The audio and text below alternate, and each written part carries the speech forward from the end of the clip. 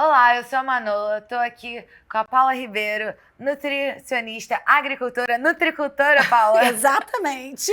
Muito obrigada por estar aqui nesse episódio. E também a Paula está trazendo quadros em todos os episódios do programa Que Não Sai Daqui, com dicas de alimentação, de nutrição orgânica de verdade. Estou muito animada para aprender com você. Olha, nós vamos aqui conversar sobre muitas coisas importantes para a nossa saúde. Você vai aprender muita coisa, tá? Aliás, todos vocês. Tô animada.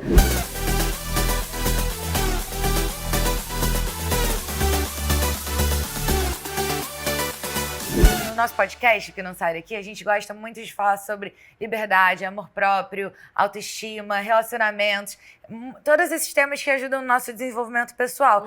Só que acho que a base de tudo isso está muito de como a gente nutre o nosso corpo, né? Porque lida com o nosso bem-estar, com o nosso humor, que afeta as nossas relações também. Com certeza, né? A nossa alimentação, ela nos nutre, traz pra gente mais energia, mais vitalidade, mais vício, mais vontade mesmo de viver. Você pode perceber, pessoas que não se alimentam bem, que estejam se alimentando de forma errada, com alimentos que não trazem energias boas, são as pessoas que vivem cansadas. São pessoas que querem dormir mais, são pessoas que não têm disposição para muitas coisas. Enfim, a alimentação conta demais, né? Não, com certeza. E as pessoas, o tempo inteiro a gente fica vendo regras novas mudando, né? Tais alimentos eram vilões, agora são bons, e isso vai mudando. Mas eu sinto que a gente tenta complicar uma coisa que seria mais simples. Só de não tirar uma comida de dentro de uma embalagem plástica já deve ser metade do caminho, né? Exatamente. Desembale menos e descasque mais. Ah, ótimo. Quer cuidar da alimentação? Começa por isso. Se você começar aí, já vai estar maravilhoso, pode ter certeza. E Paula, conta como tudo isso começou, o seu interesse por alimentação. Eu sempre cuidei da minha alimentação. Óbvio que como criança, a gente come as besteiras todas, mas eu sempre gostei de cuidar da minha alimentação. Sempre fui uma criança que comia, olha só, hein? Biscoito com rodela de cebola. Duvido você vai ver uma criança comendo biscoito creme crack recheado com rodela de cebola. Mas eu gostava disso. Na minha casa a gente sempre gostou de salada. Então sempre vim com isso. Seus pais já tinham... Minha mãe não comprava refrigerante pra gente direto. Então eu não tinha esse hábito. Aos 15 anos de idade, eu resolvi parar de tomar refrigerante. Desde então, nunca mais tomei. Então eu tenho 42. Tem quantos anos isso? Nem sei. Faça as contas aí. Façam as contas. Mas desde os 15 eu parei de tomar refrigerante. Então, quando foi para eu poder decidir o que ia fazer na faculdade, a minha mãe logo falou assim: não tem outra coisa melhor que para você que não seja nutrição. Porque eu já era muito voltada para isso. Sempre gostei muito de esporte. Então, que ótimo. Sempre competi na ginástica olímpica. Ginástica olímpica também. Então, é legal que isso dá pra gente também um pouco de postura. Muito. Fiz também campeonato no colégio, na época de interclasse, de handball, era goleira. Ih, que maravilha. E joguei muito. Então, eu competia desde sempre. Aos 15 anos, entrei pra academia.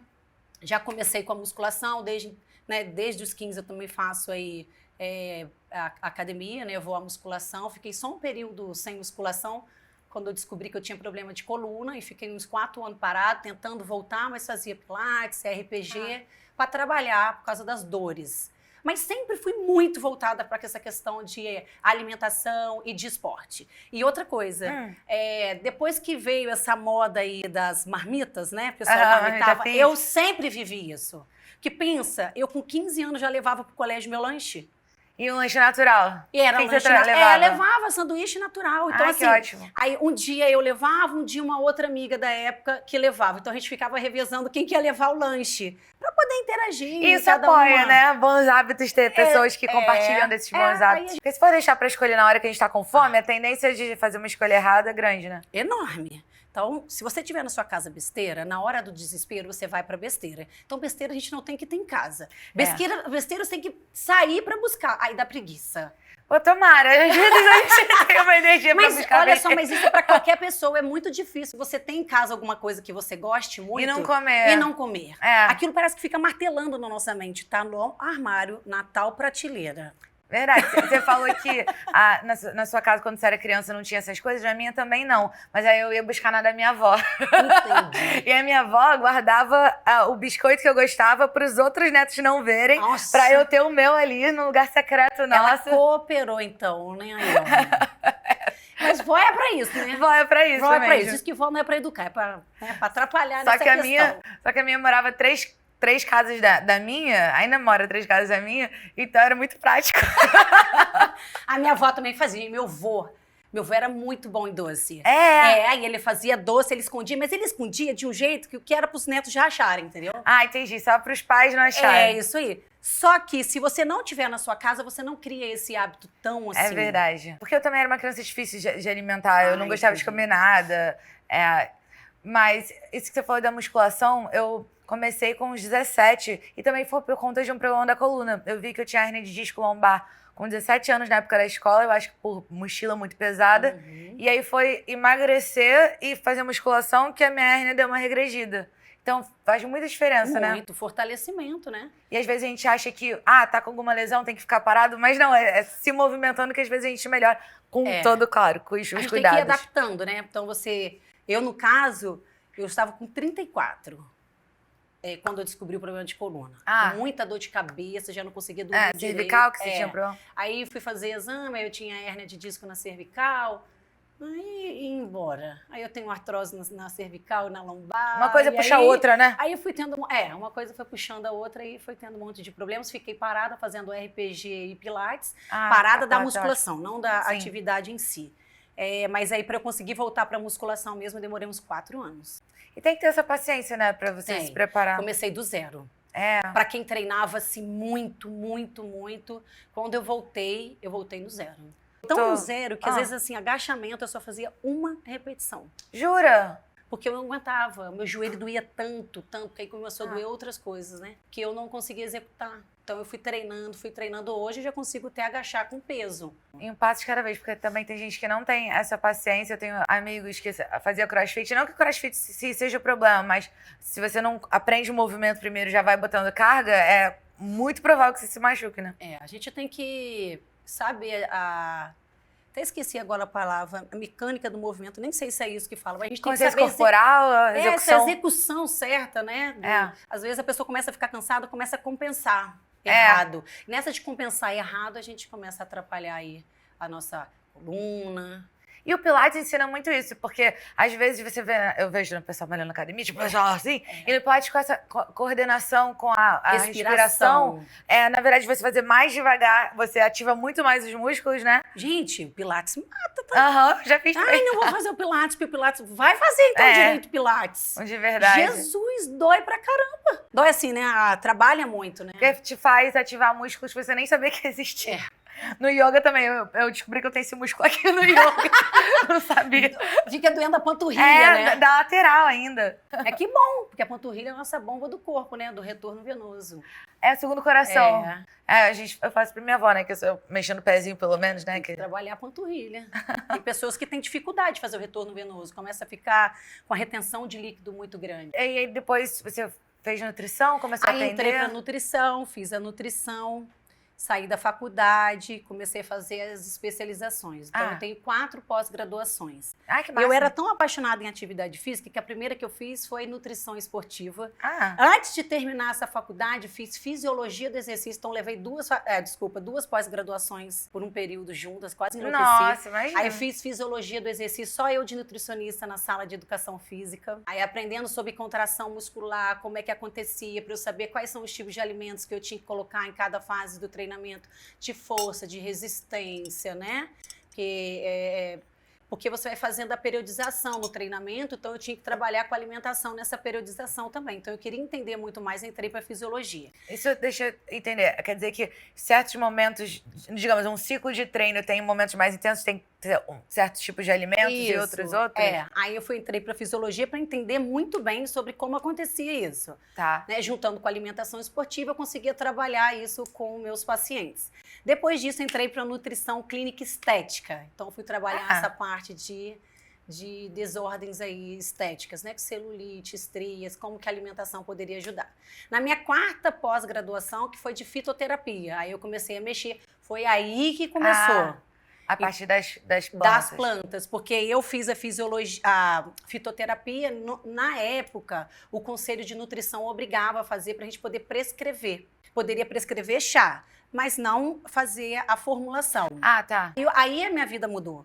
Porque quando eu estava nessa pós-graduação, nos últimos meses, lançaram uma imersão na Alemanha em fitoterapia e agricultura biodinâmica. Falei, eu tenho que ir nisso. Que máximo! Eu falei, gente, eu tenho que ir nisso. Passei 20 dias na Alemanha com um grupo de meninas que também, né, de profissionais, todas nutricionistas, que também estavam lá. E eu fiquei 20 dias lá estudando a fitoterapia e a agricultura biodinâmica. E o que é a agricultura biodinâmica? É onde você faz preparado, você planta e colhe de acordo com a lua. Ai, que máximo! Aí você faz preparos em local específico, trabalhando a energia. Então, Mas por exemplo, a mistura é o quê? Eu não entendi. são quartos. Tipo pó de pedra, né? Só que aí é pó olha. de quartzo. Aí depende do período que você vai Associar plantar, com a lua isso. Aí cada um vai para uma Gente, coisa. que máximo. E trabalha também com plantas medicinais, você acredita? Acredito. Trabalha com plantas medicinais, colocando também nos canteiros e também nos... Porque a gente fica fazendo tipo leiras, você vai juntando muita matéria orgânica, coloca esterco e você vai juntando composto.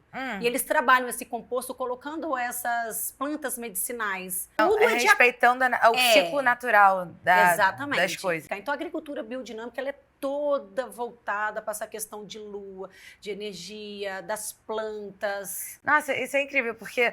a gente esquece que a gente é natureza também, né? A gente tá acostumado a ter tudo o tempo inteiro, mas eu imagino que as plantas que dão no inverno, talvez elas tenham nutrientes que a gente precise no inverno, né? Não, e no verão, e por aí vai. Já percebeu que começa a vir agora pocã? Já viu como é que tem pocã? Na verdade, não. Manula, dá uma entrada no hortifruti, Tá bom, vou dar uma olhada. Pra você ver quais são as plantas da estação, só pra você entender. Tá. Agora começa a vir pocã. Pode ir que você vai começar a ver pocã. Começa a preparar você com vitamina C, com nutrientes pra poder deixar a sua imunidade maior pra inverno. Olha só. Entendeu? Então, assim, a natureza é muito perfeita. Tudo vem preparado, impressionante. Eu, na faculdade, fiz um curso de biochip. Era uma eletiva com a professora Ana Branco. E ela falava muito disso, que digamos, no litoral, todas as coisas, as plantas naturais do litoral davam os nutrientes para quem morava naquele lugar com aquelas questões da região. A gente ficava misturando tudo, mas normalmente, se a gente deixar pela natureza, ela dá o que a gente precisa para estar lá, que nem você está explicando das estações. Sim, com certeza. Tem pessoas que falam até que as plantas que dão no nosso quintal de forma espontânea é aquilo que a gente está precisando, né? Então, assim, o pessoal que trabalha aqui... A minha é da manga. Ou goiaba. Não sei, nunca comi. Mas eu devo estar precisando da manga ou goiaba. Não. É manga, aqui, é manga sim, que eu dou para as pessoas. Para. Esse aqui é o primeiro episódio. É o primeiro. No último episódio, por favor, vocês vão mandar mensagem para ela e vão perguntar se ela provou frutas. Mas se ela entrou no hortifruti para poder ver tudo direitinho. Foi complicado. Quando tinha uns 10 anos, minha mãe chamou uma nutricionista para ir comigo na feira para experimentar. Hoje em dia, eu até como salada, às vezes. Mas posso te falar? Assim, quando você tem intolerância, é uma coisa. Comeu, passou mal, comeu também, teve alergia, então você tem alergia. Então, tudo isso você tem que trabalhar. Mas quando você não gosta, você adapta fisiologicamente as suas papilas. A nossa língua tem papilas. Que me dá agonia. Tá, mas você vai mudando. Você gosta de suco? Não, eu já melhorei muito. Eu como verdura, de suco eu não gosto. Mas olha só, pelo menos eu sou coerente. Eu não tomo caipirinha, eu não tomo sangria. É tipo... Tem fruta, eu sou coerente, né? Fruta cítrica, então me pega muito, eu não gosto. Não, mas outras frutas eu como. Eu como mamão, eu como melão. Criança é difícil de trabalhar, mas adulto é assim. Não gosto, mas eu melhorei. Não gosto, mas tem que comer. Como brócolis, abobrinha, beterraba, das frutas, maçã, banana, melão, melancia... E mamão. Não, mas e abacate. Nossa, eu tô muito bem comparativamente. Não, já ajuda. Acho que não dá mais pra dizer que eu tenho paladar infantil. Só que você vai ter que ter uma frequência. Por exemplo, eu gosto de banana, eu gosto de abacate, tá na época de abacate. Na época de abacate. Gosto de banana, abacate, o que você falou? Melancia? Melão, melancia. Então, só que cada um vai ter o seu tempo. Você vai ter que viver com banana durante um tempo, viver de abacate durante um tempo. Mas eu não tenho problema em comer frequente. repetidamente Então, a mesma coisa. você vai ter que, todos os dias, comer algum tipo de fruta. Sim. Pular um dia sem fruta não dá, mano. É verdade. Olha a saúde. Tô evoluindo. Evolua. Caramba, eu sou percurso. Evolua. Aqui, ó. Mas se for questão de gosto, vamos supor, que não seja da textura. Manga, por exemplo, a textura me... Não gosto. Mas e fruta você não gosta de cítrica. suco também, fica difícil de você mudar. Nem Suco, sorvete. se for, por exemplo, suco verde. Sorvete, textura de sorvete. Tá. Mas Não, também você não pode sou congelar fã. a banana, pode congelar a manga e bater. Mas essas coisas... a manga não, né? Mas a banana... A banana eu como de qualquer jeito. Não, mas a banana pode ser a base de um sorvete, porque ela fica cremosa. Tá. Aí você pega uma outra fruta e transforma no sorvete natural. Você pode fazer com morango, você pode fazer com a isso é manga. legal. Só que no caso da manga, é pra tentar adaptar você pra comer. Você tem no quintal da sua casa. Tenho. Mas não é o tempo todo também. Manga tem vitamina C. Tem. Manga tem beta-caroteno, que protege a pele. Isso é bom. Que você não gosta de sol. Não gosto de sol. Protege a pele. Então, assim, viu? Pra você. Não, a minha vitamina D é injetada. Porque se for depender do sol, realmente... Mas é isso, sobre agricultura. Então tá, né? É isso, pessoal, né? É isso. Eu gosto de algumas poucas, mas gosto. Meus exames de sangue também estão em dia.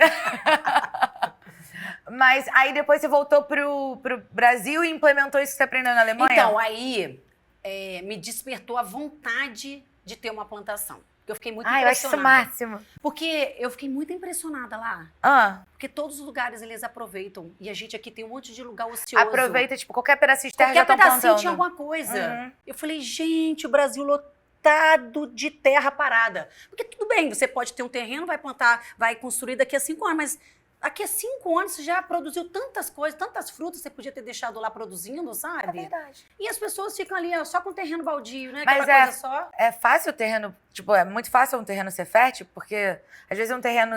Você transforma qualquer terra. É.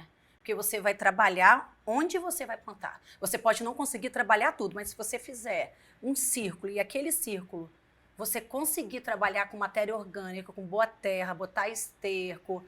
Isso me interessa, assim, na minha Fica casa a forte. gente faz capim-limão, né? Capim-limão. E boldo.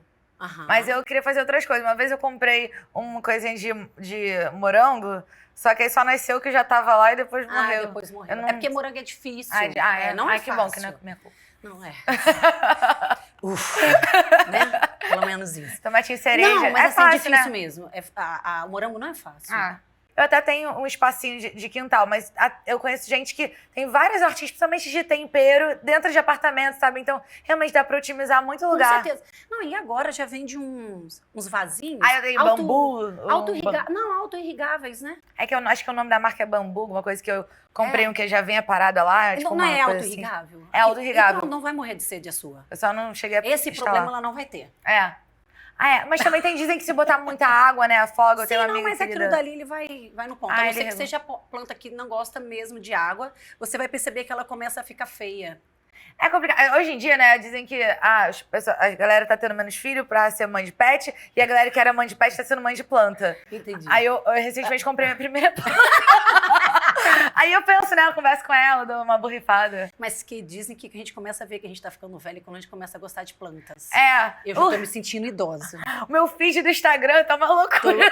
Né? Porque assim, a pessoa sai e já volta lotada de Aham. mudas. Uma vez eu fui pra Bahia fazer um curso, gente, de agricultura, porque assim, eu fiz 5 cursos de agricultura sintrópica para conseguir... O que é isso? É uma agricultura que você vai fazer a sintropia toda ali da natureza. Então assim, eu não vou fazer um canteiro só de alface.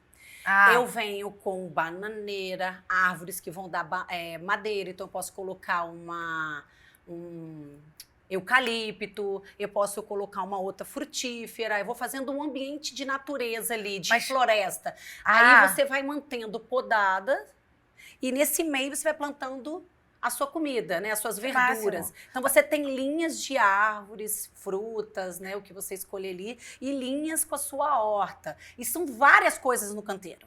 Nossa, que ótimo. Mas é porque um potencializa o outro ou só pra Isso. ficar Vai criando uma diversidade outro. mesmo? Tá. Olha assim, olha só, bananeira criada pela mandioca, vou te dar um exemplo, tá? Eu vou fazer uma bananeira criando uma taioba. Eu vou ver a planta que cresce antes, que vai beneficiar a outra, que demora para poder vir. Ah, e fertiliza o solo enquanto tá crescendo? Tem uma Não, coisa ela assim? vai conseguindo conduzir aquela planta que tá vindo ali. Às vezes ela dá uma sombra no momento que ela está crescendo, porque quando é muito miudinha, é igual um bebezinho, né? Não pode pegar muito sol. Não pode pegar muito sol, tomar muita água, fica bem ali sensível. Eles Então têm você coloca uma outra que cresce antes, ela começa a dar uma sombra, ela vai meio que cuidando. Vira um por isso time, que né? lá na minha plantação, você viu que tinha um canteiro com repolho e alface. Sim. Então, a alface ele ia desenvolver primeiro ali que o repolho, só que chega uma hora que o repolho vai mais do que o alface. Então, a alface sai do canteiro, Porque o repolho vai pro meio, vai né? abrindo, Eu ele vai lembro. abrindo. Aí, quando a alface começa já a atrapalhar o repolho, já está na hora dele sair do sistema, o repolho já abre todinho, vem do tempo dele e fecha. Tem o tempo certo de cada um, De né? cada um. Aí eu Isso é gosto de muito colocar legal. também alface com rúcula. E aí, a rúcula, na hora que tá começando a atrapalhar o alface, eu tiro a rúcula no sistema, o alface abre tudo direitinho e vai no tempo dele. Isso é muito bom. As coisas que você aprendeu na Alemanha, digamos, eu imagino que lá devem ter sido outros tipos de verdura, ou dá pra botar a mesma coisa que você aprendeu aqui? Você aprendeu, tipo, meio que o sistema e aí implementou com os alimentos daqui? Como é que foi isso? Assim, lá eu tive a vivência da plantação deles. Então lá Tá. eles são batata inglesa, na época que estava na colheita, Aham. a gente colheu, carregou as caixas e tudo. E a gente também ficou muito na parte da fitoterapia. As plantas de lá são diferentes da gente. Então, o processo que replica. Mas o que eles estavam falando pra gente é como colhia, como plantava, como é que eles lidavam com a planta, como é que ia preparar aquilo, como aquilo entrava no sistema da plantação. Só que são plantas que a gente via já nos nossos estudos, por causa, né, são plantas de fora, mas a gente usa. Por exemplo, a arnica montana não é nossa. Você não vai achar aqui no Brasil arnica montana, é de fora. Aham. Aqui a gente tem arnica do campo, outro tipo de arnica, Sim. né? Mas a gente aprendia lá, a gente via já essas plantas na internet. Quando a gente chegou para poder ver ao vivo, a gente ficou encantado, né? Então a gente começou a trabalhar aquilo como que seria aqui no Brasil. Então de lá eu já pensei, eu já vou querer a minha arnica do campo, eu já vou querer a minha camomila, eu vou querer meu capim-limão, vou fazer a minha farmácia viva. Eu já voltei de lá Nossa, assim. genial. Eu falei, eu quero a minha farmácia viva. Eu consegui ter bastante coisa. Eu acho isso o máximo. Tem aquele filme, eu acho que é O Grande Golpe, é sobre a crise imobiliária nos Estados Unidos. E o que me pegou nesse filme foi que o personagem do Brad Pitt, ele era um cara que trabalhou muito no mercado financeiro e depois largou tudo para só cultivar sementes orgânicas que ele falava que era o que ia ter de grande valor isso e fonte de água no futuro. E desde então eu fiquei pensando, eu preciso criar uma fazenda, eu preciso de sementes orgânicas. E aí, como é que alguém cria assim? Como é que funciona esse processo? Então, Como um negócio, eu digo. Então, eu fui assim, eu comecei procurando terra para alugar, mas acabei dentro da fazenda de um tio. Ah, legal. Porque ele já tinha fazenda, eu procurei vários lugares, importante ter água, né? A gente precisa ter água. Sim, isso, a fonte de água. E não é fácil, assim, você encontrar uma terra que Não é, tivesse... Não, com água não. Não é qualquer lugar. Às vezes você depende de um vizinho para poder fornecer a água para você. Então, tudo isso tinha que ver. Como era produção para comércio, era um volume, uma escala maior. Sim. Não era uma coisa só para quintal de casa, né?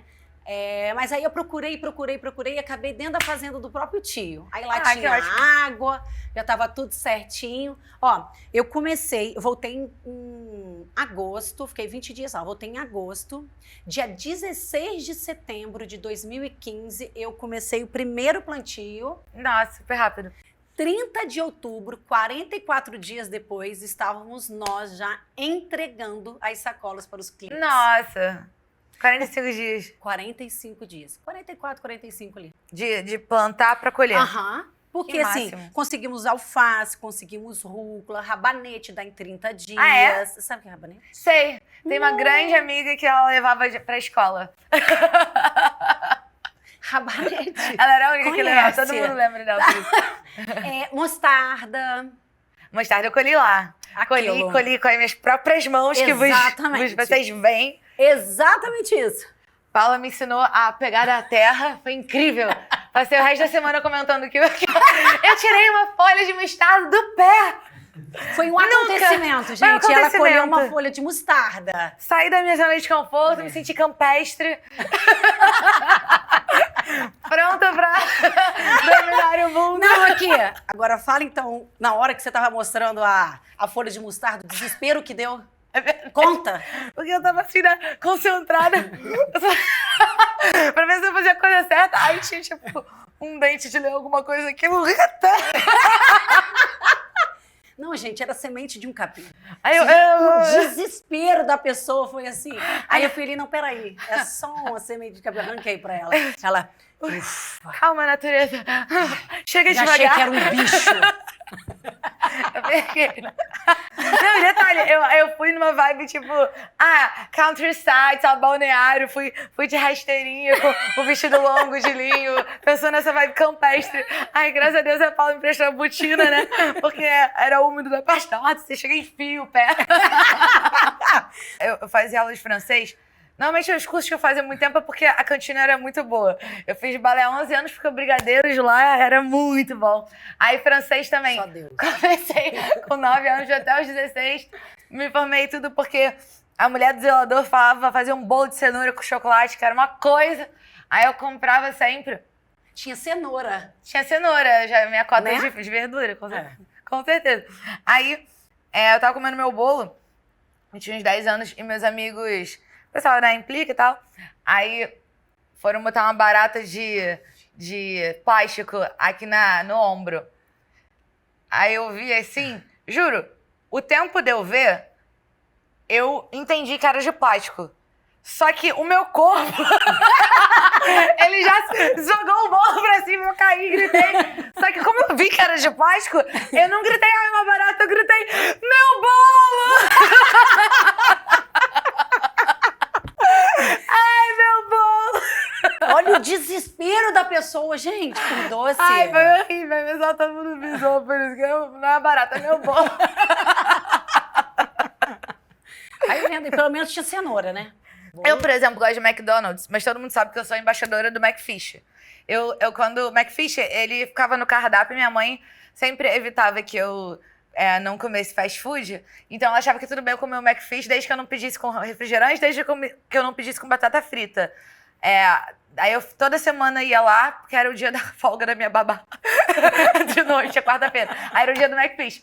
E isso dos 10 anos de idade até os 27 anos, que saiu do cardápio do McDonald's. Quando eu passei no drive-thru, eu pedi meu McFish. Não que eu tivesse babaca com os 7 anos, só que o hábito virou tradição. Já deu um susto, né, gente? Mas olha, babá é muito útil. Mas eu fui pedir lá e eles falaram que acabou. Aí, como assim acabou? Chorou na frente. Acabou. Aí eu, mas o quê? Esgotou? Ele, não, saiu do cardápio. E você fala isso na minha cara? Foi desesperador. Aí fiz campanha pra voltar a McFish. Uhum. Tem um Instagram chamado Volta McFish, sabe? Aí voltou a McFish agora esse ano. E eu fiz uma festa da volta do Saiu até o McDonald's elogiou e tal. Eu levei o McFish pro mundo, fez abaixo-assinado. Mas é peixe. Jesus do céu. Você tem a tilápia à base do McFish? De repente a gente pode fazer uns no seu Tem a sítio. tilápia, tá crescendo, tá vendo aí, ó. Quem sabe? A gente é tipo um nuggets, né? Empanado, né? É o filezinho e é empanado. E eu não gosto do molho. Não é dos piores. Tem gente que tá fazendo a versão gourmet do McFish, mas tem aquele gostinho de conservante que não dá pra se igualar, então, né? Nós vamos tentar fazer um McFish. Vamos, combinadíssimo. Quando a tilápia tiver do tamanho certinho, nós vamos. Mas vai ter que pescar.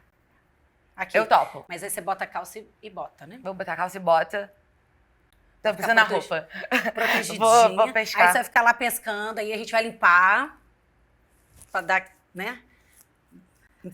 Eu pesco sem limpo, então.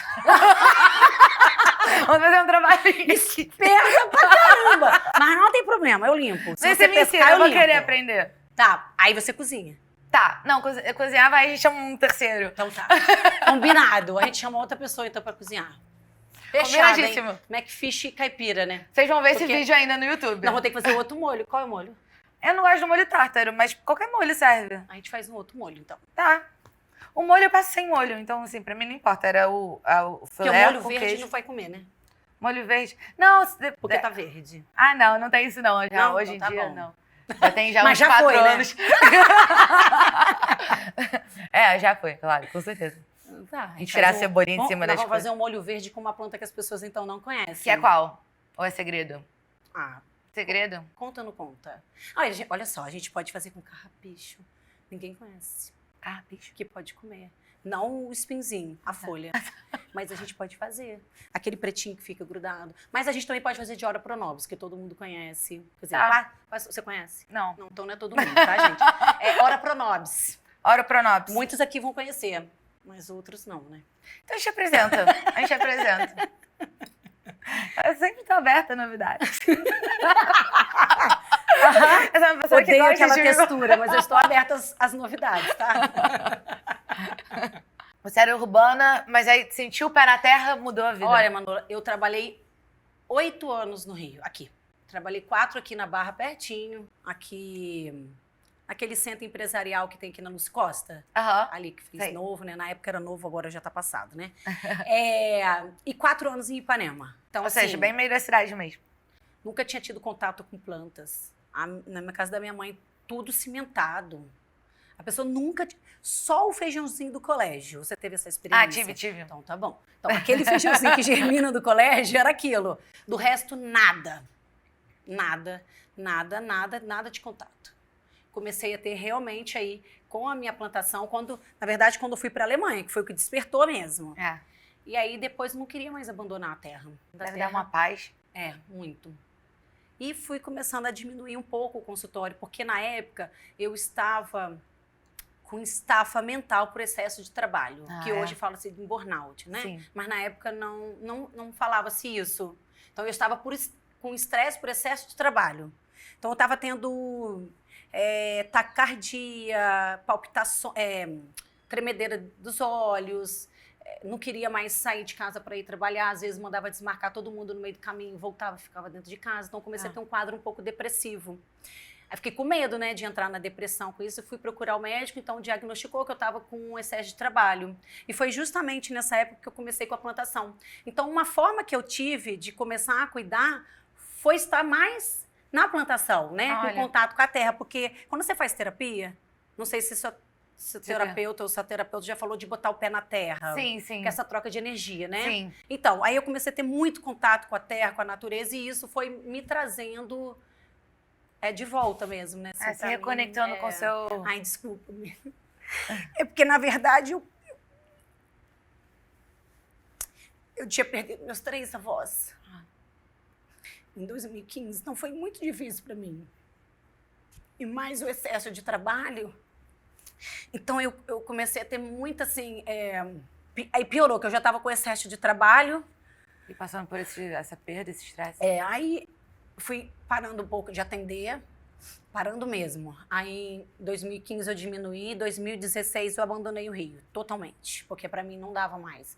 Eu estava ficando muito adoecida. Sim. Aí, larguei o Rio em 2016 e reduzi muito a minha carga de trabalho. Então, a plantação... assim, para mim, foi uma terapia mesmo. Então, eu tenho muita gratidão pela plantação na minha vida. Eu tenho um outro olhar mesmo. Te resgatou de você mesma. Porque, Manola, se você me encontrar 4 horas da manhã, eu sou essa pessoa que eu estou conversando com você. Você vai rir, você vai achar engraçado, entendeu?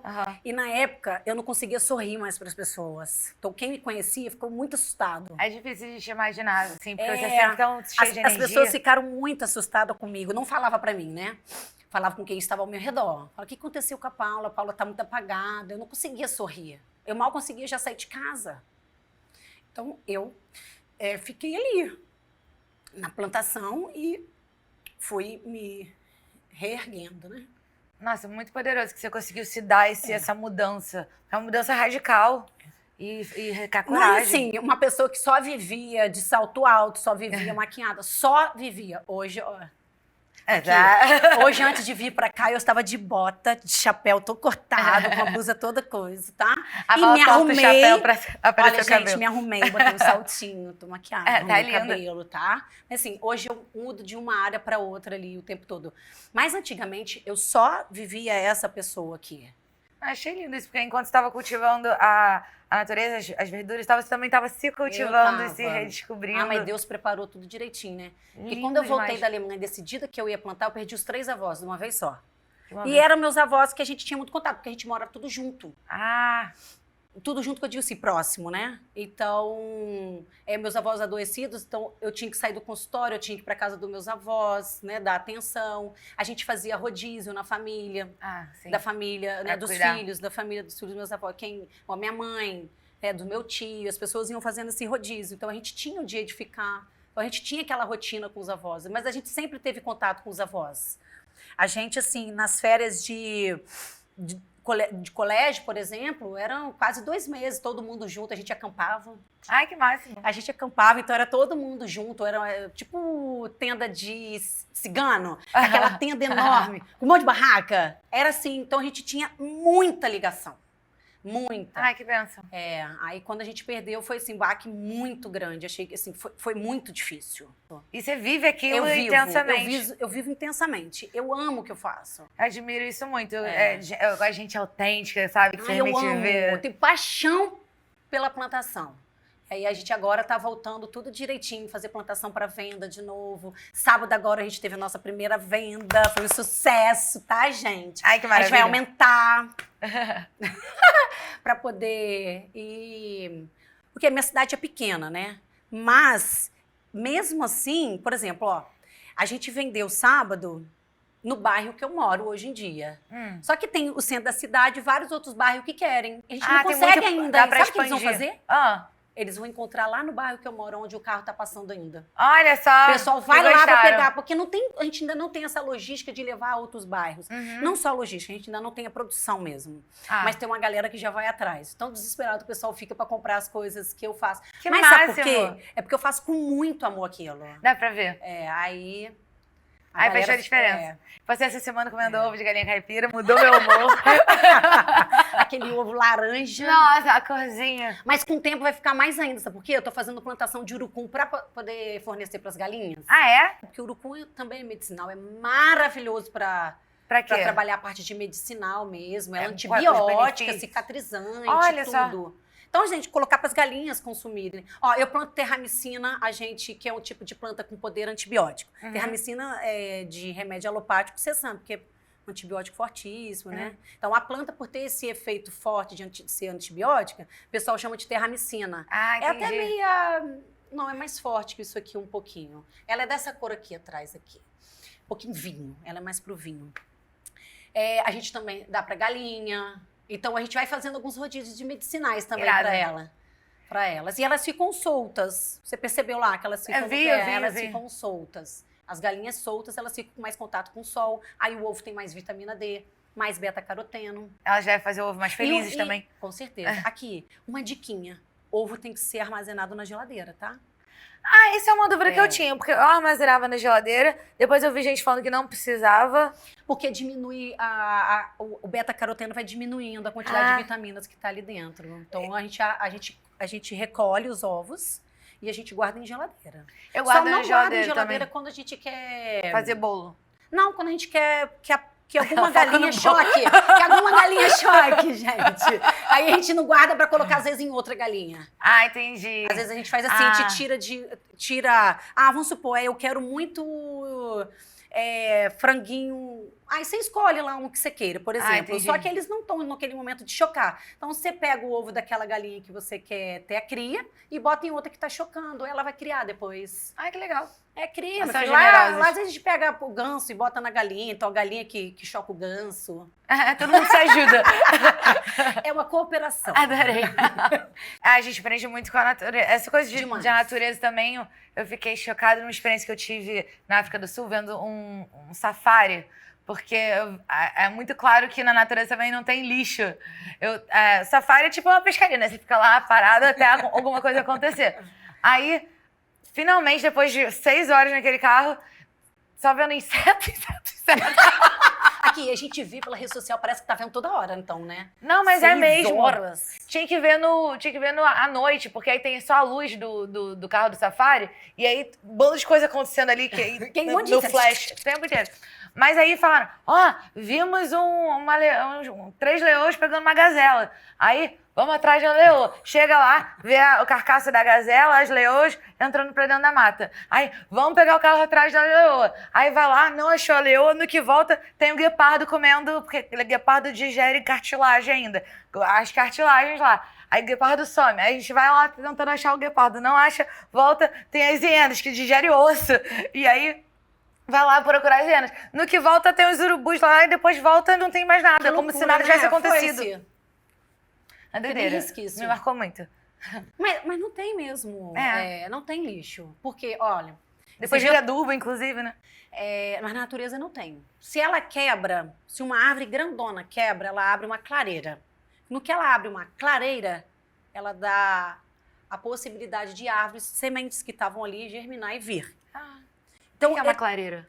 Um abertão. tá. Um vão. Um vão, claro. Tá. Claro, né? Vai entrar luz.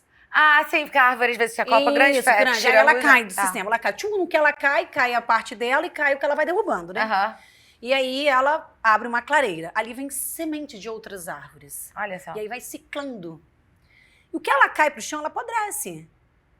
Então e ela aí vai aduba, cair. fertiliza. Aí o que faz na agricultura que eu trabalho? A gente faz poda de árvores. Então eu planto o eucalipto e outras árvores, nessa poda eu jogo pro chão e eu simulo a natureza. Lógico que eu não vou jogar tora, igual é na natureza quando acontece isso nas florestas. Mas eu venho ali com os galhos, né? Tiro o topo, vou acertando e vou botando essa madeira no chão. Para poder dar matéria orgânica. A gente vai meio que copiando, assim, tentando, né? A natureza. A melhor coisa é copiar a natureza. Pois é, a gente vai tentando, né?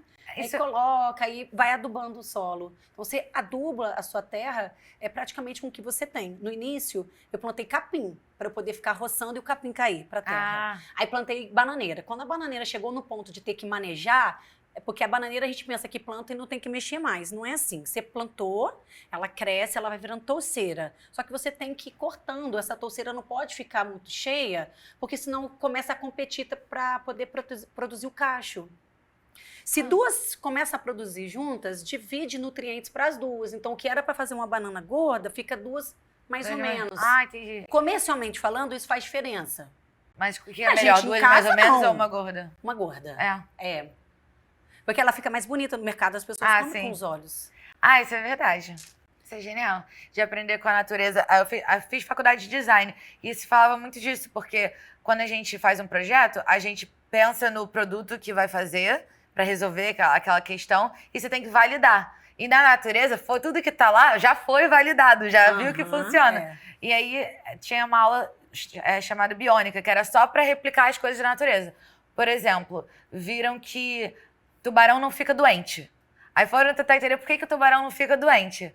E era porque a pele dele, em nível microscópico, tinha uma geometria que as bactérias não conseguiam pousar na pele dele. Alguma coisa assim. É meio lixa, né? Aquilo. Já encostou? O negócio meio. Meio lixa, já meio borracha. Meio lixa, meio grosso, né? Deve ter uma coisa assim que não é tão liso quanto você imagina e ela não consegue pousar. E aí eles usaram isso para replicar um papel de parede para esterilizar um hospital sem precisar de nada químico. Olha, tá vendo? Copiando. Genial, né? Demais. Aí também fizeram a mesma coisa com era um formigueiro. Agora eu tô em dúvida. Um formigueiro ou um fungo que só ficava bem na temperatura de 25 graus, uma coisa assim, no meio do deserto. E aí eles conseguiram replicar lá a arquitetura daquele formigueiro para um prédio no meio do deserto que mantinha aquela temperatura lá dentro, nessa temperatura, sem usar ar-condicionado. Que loucura. É uma coisa genial. O velcro também. Foi também analisando o carrapicho, não aquele do espinhozinho em si, mas aquele verdinho, quer dizer, chapadinho. Então, o velcro também foi nisso daí. Olha só. Vê, né? Vai copiando mesmo. Às vezes os exemplos estão ali, né? Ainda querem destruir, né? Vamos lá, mas não pode, gente. Não pode. Não tem como. A gente tem que conseguir aí equilibrar tudo, né? Sim. Me fala dos seus livros. 2 livros. De cosméticos naturais e de miastenia grave, que é uma doença autoimune. Porque na época da pandemia, a gente fez muitas lives, né? Não sei se você entrou nessa também de fazer Fazer live, Você fiz fez? live, fiz Né? live, Então, TikTok, fiz tudo. nossa, eu fiz durante muito tempo live todos os dias na hora do almoço. Olha só. E eu também fiz live com uma amiga e ela tem miastenia graves. Então eu fiz uma live com ela para poder ela contar como é que foi, como é que ela descobriu, porque é uma doença rara, que às vezes as pessoas não conseguem identificar. E eu percebi que na hora de eu buscar assunto, buscar materiais para conversar com ela, para desenvolver a conversa, tinha pouquíssima coisa falando da miastenia graves em relação à alimentação. Como eu comecei a buscar muita coisa para poder falar com ela, aí eu resolvi falar, vou fazer um livro. Ah, legal. Que pode ajudar ainda mais pessoas. Tanto que eu falo no livro que eu comecei a desenvolver a minha ideia do livro foi depois dessa live com essa minha amiga. Que bacana. E assim eu desenvolvi o livro. Ele é miastenia grave, como conviver bem, né, com a doença. E não é só para miastenia. Claro que eu tenho dicas para pessoas miastênicas, né, que são coisas mais específicas. Mas todas as pessoas com doença autoimune vai se beneficiar desse livro. Porque a base da doença autoimune é o quê? Uma alimentação anti-inflamatória. Na verdade, tudo na nossa vida, né?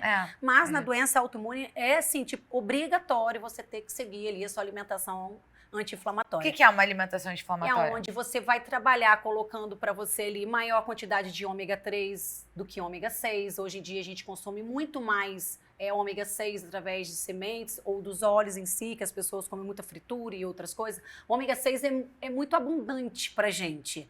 Só que o nosso consumo exagerado de ômega 6 dá um desequilíbrio com o ômega 3, que vem dos peixes, ou da linhaça, ou da chia. Mas ninguém consome uma quantidade suficiente para conseguir bater o tanto que você come de ômega 6 na alimentação errada, entendeu? A galera na alimentação errada vem muito com ômega 6, ele tem muita coisa saudável em alimentação saudável, mas o fato de consumir muita coisa com muito óleo, com muita fritura, vai te aumentando ainda mais a quantidade de ômega 6. E o desequilíbrio, um consumo muito grande de ômega 6, te causa uma inflamação no corpo. E não só isso, uma alimentação rica em açúcar inflama o corpo, tá? Uma alimentação rica em processado, aquela questão que a gente conversou do desembalar, sabe? Então, pessoas que só comem coisa embalada são pessoas que vão ter uma alimentação muito do quê? Do processado. Alimentos processados inflamam mais o corpo. Então, causa reações dentro do seu organismo que liberam reações, o quê? Fatores inflamatórios. E isso começa a ser a base de muitas doenças. Muitas mesmo. Então, a doença autoimune, a gente precisa trabalhar uma alimentação anti-inflamatória. Então, começar a desembalar menos, a descascar mais, dar prioridade a alimentos saudáveis. Todos os dias consumir uma quantidade boa de frutas, verduras e legumes. Tem que dar pelo menos 400 gramas. Porque a pessoa vai indo... tem aqueles exames que dizem o que a gente tem alergia e tal, mas às vezes só de cortar o que obviamente está errado já faz toda a diferença. Todo mundo já sabe, né? Assim, lógico que quando a gente tem alguma condição específica, você precisa de uma orientação a mais para poder te guiar. Mas, no geral, hoje se fala muito de alimentação. A questão de embutidos, né? Desses processados, bebida alcoólica em excesso, né? O cigarro, o consumo de açúcar demais. O açúcar envelhece, inflama, causa diversos problemas de saúde. Açúcar, às vezes o pessoal acha que é só o do cafezinho. Eu não tomo café com açúcar. Mas olha, grande açúcar coisa, hein, gente? Olha. Pelo menos isso. Equilibrou, né? Pra mim tá. Um cafezinho com um docinho do lado. Mas meu café é sem açúcar, tá? Mas eu tô comendo docinho, mas já equilibrei. Um pouco... Mas tá bom, melhor que nada, vou te falar. Assim, eu não sou também tão assim radical, eu acho que a gente também tem que valorizar o que consegue. São poucas pessoas que conseguem tomar um café sem açúcar. Se você consegue, parabéns. Daí você vai evoluindo. Mas você já um passo de cada vez, com certeza. Eu sou super pró a gente valorizar pequenas vitórias e tal. Não, eu tô brincando assim com você, mas eu sempre valorizo. Eu acho muito difícil as pessoas conseguirem tomar café sem açúcar. Então, se você consegue, graças a Deus, é daí pra frente. Porque eu nunca tomei com açúcar também, tem isso. Eu também não tomava café. Legal. Fui tomar café ano passado. Então, você já começou sem açúcar. Já comecei sem açúcar. Parabéns, exatamente. Eu falo, olha, se você conseguir fazer 80% saudável, não vai ser o 20% que vai te atrapalhar. Só que as pessoas querem o contrário. É verdade. Tem uma frase parecida com essa. O que te engorda não é o que você come do Natal até o Ano Novo, assim que você come do Ano Novo até o Natal. E um passinho de cada vez, o importante é ter consistência, né? poxa, agir mal num dia, no dia seguinte tentar agir melhor, voltar ao eixo e por Sabe aí o que eu vai. falo para as pessoas? Por onde vai ser mais fácil para você? Vai por esse. Não adianta você querer onde é mais difícil. Porque às vezes a gente martela no mais difícil. E isso é ruim. Porque você já começa não conseguindo. Verdade. Você tem que começar pelo mais fácil. Você consegue melhorar o seu café da manhã? Então vai por aí. Se o seu jantar é o mais difícil, deixa por último. Até você chegar no seu jantar, você já melhorou 80. Verdade. Eu tinha um professor que falava, o melhor horário pra você ir na academia é aquele que você de fato vai. De manhã é melhor, o importante é igual a dieta. Qual é a melhor dieta? A que você consegue fazer. Exato. Exatamente. Entendeu? É isso, é o que a gente consegue fazer. Tem uma coisa que eu odeio quando falam, a Beyoncé tem as mesmas 24 horas que você. Isso é um absurdo assim tão grande, porque a Beyoncé tem as 24 horas dela e mais as 24 horas de uma galera, sabe? Só pra cuidar dela. Então, não, a Beyoncé não tem as mesmas 24 horas que você. Não, são estilos de vida diferentes. Por isso que você tem que, não pode comparar e você tem que entender a vida de cada um. Você tem que acreditar ali na pessoa, lógico. Né? Se você vê que a pessoa não está fazendo mesmo, aí você tem que ir trabalhando de outra forma, você tem que entender, olha, se você não fizer, a gente não vai ter resultado. Mas tem pessoas que falam para você, eu tento, você tem que acreditar, porque são estilos de vida muito diferentes. Tem pessoas que não tem ninguém para poder fazer, outras têm todo mundo para poder fazer. A gente tem que só tentar se comparar com como a gente era antes, né? Olha, eu vou dar um exemplo na minha casa. Eu, desde nova, fui muito ativa. A minha irmã, desde nova, ela já sabe, tá, gente? Olha, não tô aqui fofocando dela, ela já sabe, tá? Mas a minha irmã sempre foi preguiçosa. A minha irmã começou a fazer atividade física depois dos 30. E eu desde nova, já fazia. Eu nunca tive problema com peso. A minha irmã luta uma vida inteira com peso. Eu não tenho problema algum com alimentação. Minha irmã é fissurada em doce. Se eu for viajar com a minha irmã fica pensando onde ela vai comer as coisas. Tipo assim, café. Ela adora cafezinho, né? Essa coisa do café e tal. Eu já levo a minha comida. Mas é automático pra mim. Sim. Então, a relação que a gente tem com o alimento, o estilo de vida que a gente teve desde cedo. Então, a gente tem que conduzir os filhos, né? Os sobrinhos que seja, sempre ser ativo, tentar. Porque quando chegar lá na frente, faz muita diferença. Quando a minha irmã sempre fala, não sei o quê. Mas ela sempre briga com a balança. Eu não brigo. Mas ela tem um corpo legal, mas é uma pessoa que sempre tá assim... grande custo, né? Eu sempre penso em relação à criança, né? Porque criança não escolhe o que vai comer. Então, quando a criança é obesa, ou quando... o que a gente puder evitar de cuidar, porque... Eu, por exemplo, tenho essas dificuldades. Eu sofro um pouco com a balança e tal, dá uma alternada, mas eu não fui uma criança obesa, eu fui engordar na pré-adolescência e tal. Depois dei uma espechadinha, né? Aquela coisa de 12 para 13 anos, aí voltei a ser magrinha, depois fui engordando, depois aí ficou aquela coisa. Mas eu acho que é o fato de, tipo, quando a pessoa já tem uma questão de multiplicar células de gordura, não tem? Que aí quando você faz isso já mais novo, já é mais difícil de combater. Na infância, na adolescência, na gestação, são fases que a gente multiplica células de gordura. Então, se você for uma criança acima obesa, você sabe que você já vai ter um número de células de gordura maior. Aí, se você foi magra, chegou na adolescência e ficou obesa, você vai ter um número de células de gordura maior. E na gestação também. Então, nessas fases onde você multiplica a célula de gordura, você passa a ter tendência a engordar. Então, assim, você emagrece, então você vai esvaziar a sua célula de gordura. Esvaziou, murchou. Mas se você cheirar uma comida que engorda, você tem facilidade de engordar, entendeu? Tem ou você vai viver... que a gente pensa, se cheirar isso já vai dar um problema. Exatamente, tem pessoas que é assim, né?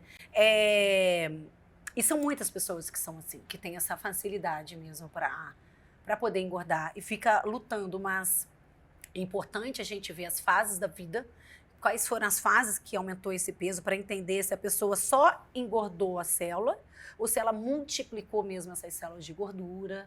A gente começar a ver como é que a gente vai abordar essa pessoa, como é que a gente vai trabalhar com essa pessoa, quais são as queixas dela.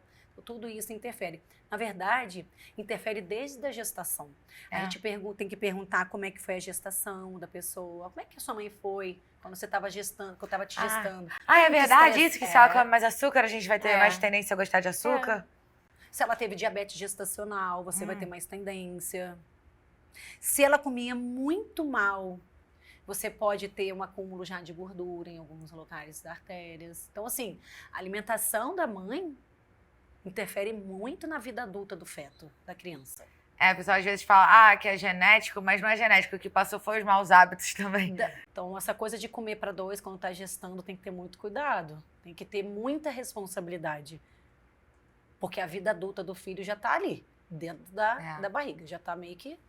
Algumas coisas já estão sendo ali construídas, né? Sim. Algumas histórias. Quando você falou sobre cosmético natural, a primeira coisa que veio na minha cabeça, eu não entendo do assunto, óbvio, mas pra mim cosmético natural é tipo aquelas galera vegana que usa beterraba pra passar batom, blush. Como é que é cosmético natural? É isso mesmo. Isso mesmo? Tá. E também colocar, fazer os cosméticos mesmo, só com vários ingredientes de forma natural, né? Então, por exemplo, lá na plantação, eu não estava com ela em semente, então nem mostrei ali pra você. Mas tem uma planta chamada bertalha, gente, ó. Se vocês conhecerem, deixa dar semente. Ela dá uma sementinha roxa. Aí quando você aperta, ela sai um líquidozinho roxo. Você passa assim, ó. Fica lindo. Fica lindo. Aí você pode bater aqui um pouquinho, dar uma espalhadinha, já dá um blush. Na época do lip tint, fazia assim, ó. É pra aquilo dali.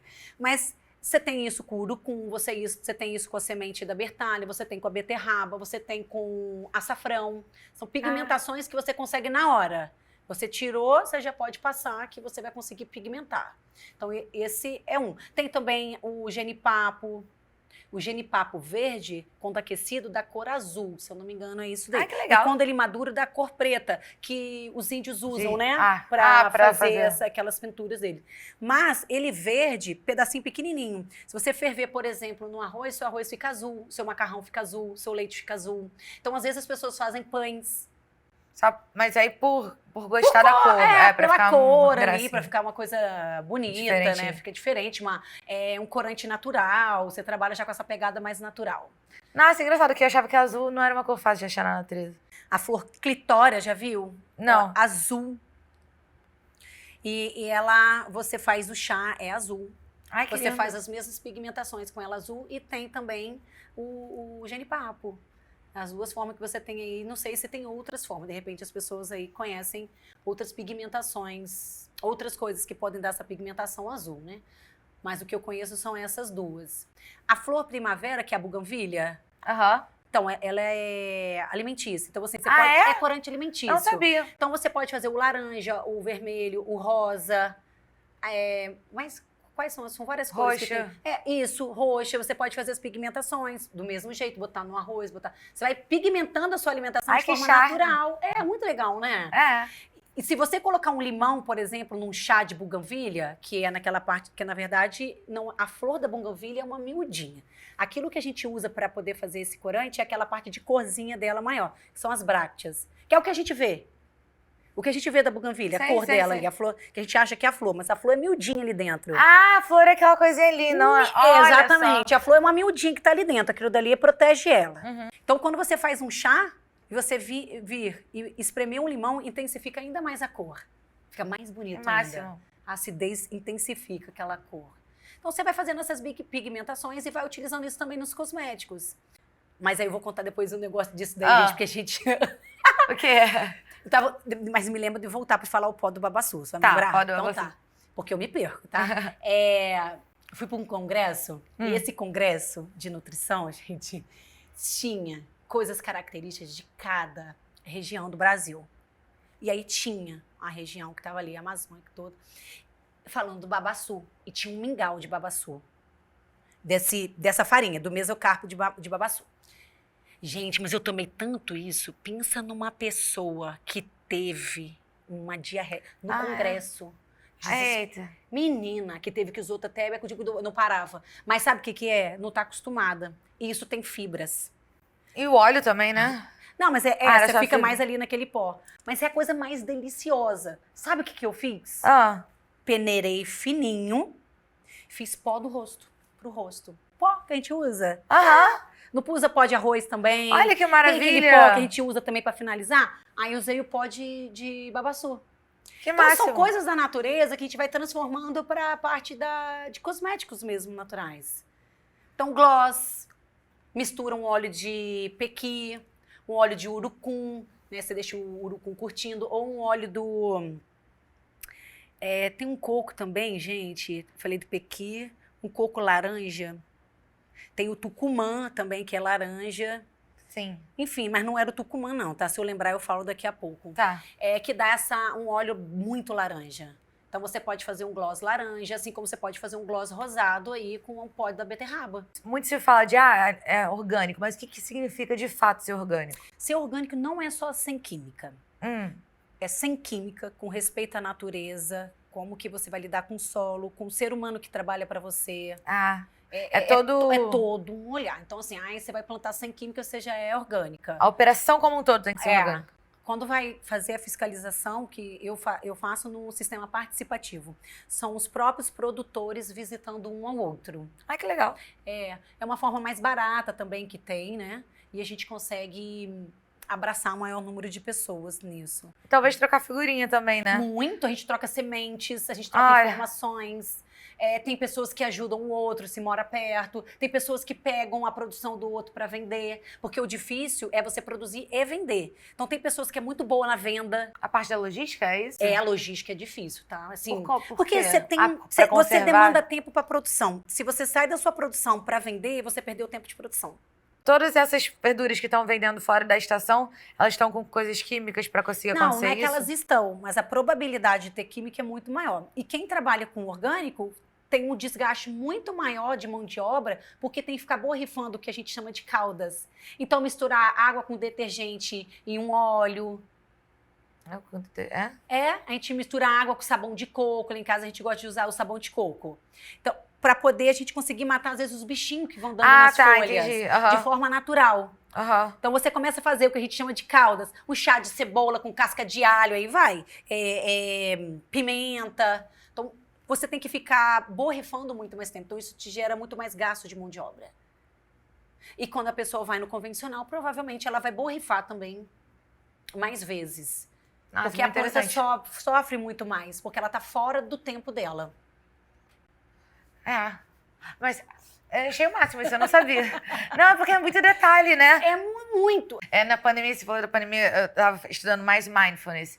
E tinha um livro que era Como Andar, Como Comer, Como Dormir. E o Como Andar, ou Como Comer, era basicamente sobre você se permitir experienciar a textura, o sabor dos alimentos, mas tinha um momento de você mentalizar e agradecer todas as mãos que passaram desde aquela até aquele alimentar, semeadura até o alimentar na sua mesa. E aí realmente a gente começa a ter noção, imaginando só de como é realmente longo, quantas pessoas estão envolvidas pro prato que tá à nossa mesa. Manola, é sol rachando, é chuva no lombo, é triste, é feliz, você tem que estar lá na lida, colhendo, plantando, entregando, cumprindo com obrigação ali com a galera.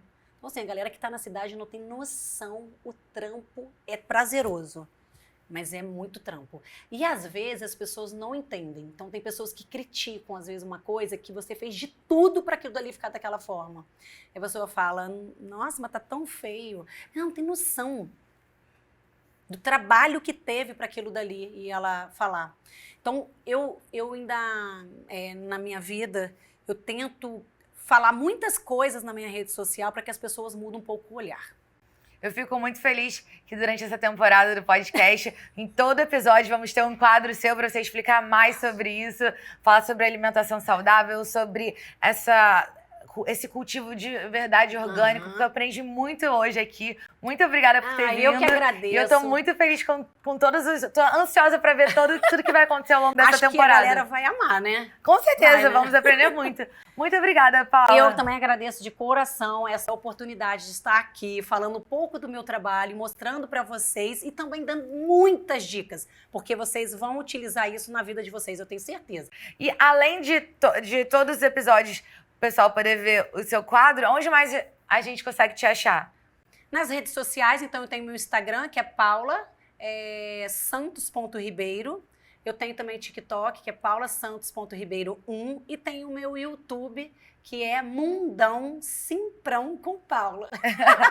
Maravilha. Então, segue lá a Paula e acompanha tudo aqui do podcast, tanto no YouTube, no canal Que Não Saia Daqui Oficial, Que Não Saia Daqui Corte, mas principalmente o site www.quenãosaiadaqui.com.br, que lá você vai ver todos os episódios dessa temporada, da temporada anterior e também todas as minhas redes. E esse é só o começo da segunda temporada. Nos vemos de novo aqui toda quarta-feira, 7 horas da noite. Não percam. Muitos beijos. Beijo, beijo.